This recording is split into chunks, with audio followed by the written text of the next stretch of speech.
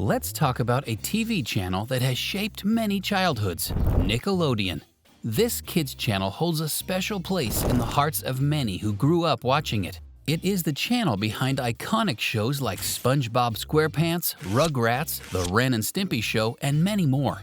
Today, we explore its origins, its journey to becoming a powerhouse in children's programming, and understand its current state in the age of streaming. Stay tuned as we unravel the story of Nickelodeon then and now.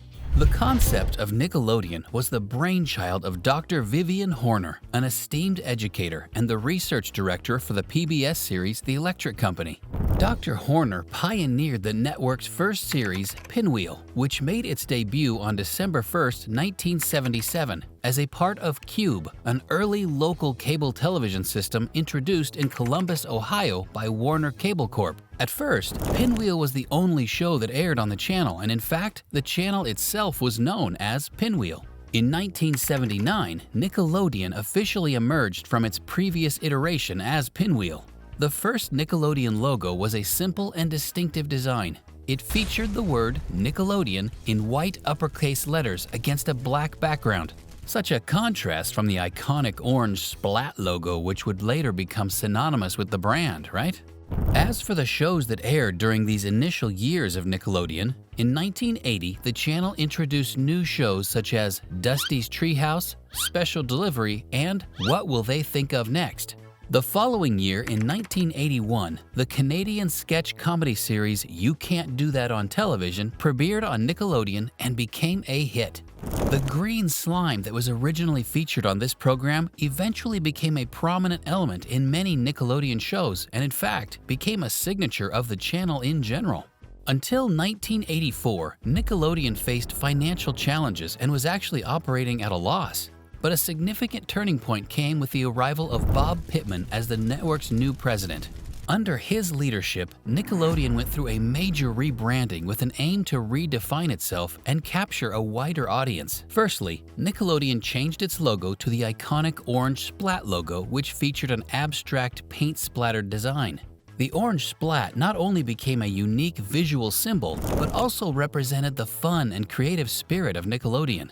The playful and messy design resonated with the network's young audience, while also reinforcing the idea that Nickelodeon was a place for entertainment, experimentation, and a bit of controlled chaos. The rebranding strategy also included the introduction of Nick at Nite, a programming block that aired classic TV shows and targeted a viewership beyond just children. This move proved to be very beneficial for the network, as it attracted not only younger audiences during the day, but also older viewers in the evenings. The incorporation of Nick at Nite marked Nickelodeon's expansion into a 24-hour network, providing round-the-clock entertainment. As part of this rebranding effort, Nickelodeon also began to focus on developing original cartoons, or Nicktoons. They introduced their first 3 Nicktoons, which were Doug, Rugrats, and The Ren Stimpy Show. All 3 of these shows were instant hits and are now considered to be iconic. In fact, Ren and Stimpy was the most popular show on cable television at one point. This success led Nickelodeon to release its 4th Nicktoon, Rocko's Modern Life, which also became a success. This would eventually lead to some classic 90s cartoons and staples of many childhoods: Rocko's Modern Life, Hey Arnold, Ah, Real Monsters, Kablam, The Angry Beavers, Rocket Power, and the most popular of them all, SpongeBob SquarePants. The popularity of Nickelodeon shows also paved the way for merchandise like stuffed toys, games, clothing, books, and of course, slime.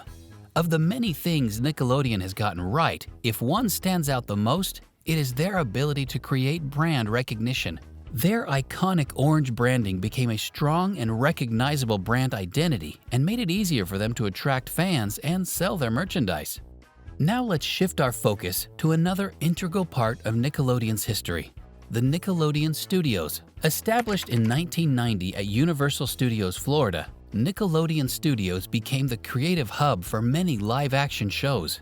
It was not just a production facility, but a physical manifestation of Nickelodeon's commitment to bringing its unique brand of entertainment closer to its audience.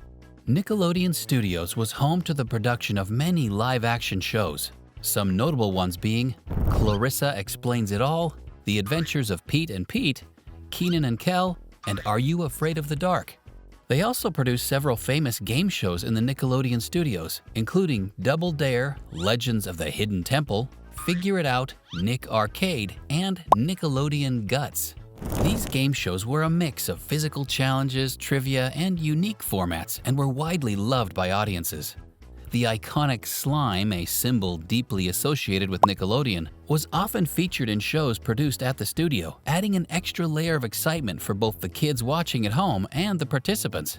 Nickelodeon also offered studio tours where they allowed fans to witness the magic behind their favorite shows and offered a glimpse into the production process.